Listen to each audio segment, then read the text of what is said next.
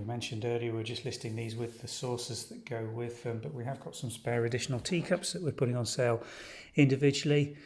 We think these are 1940s, 1950s production of Masons Blue Vista. They're in really nice clean condition, as you can see. Just look at the glaze reflection on there.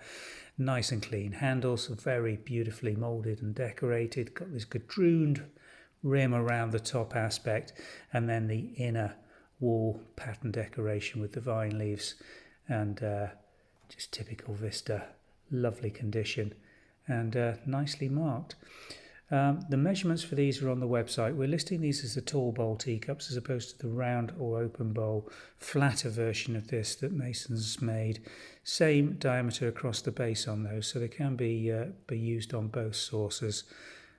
These are available from the Vintage and Antiques website. We'll put a link in the description below which will take you through to that website listing for these pieces. Do have a browse through on the website and use the search term Masons Vista, and it should pull up all the various pieces of fine antique and vintage Masons Vista currently available for sale. Thanks for watching.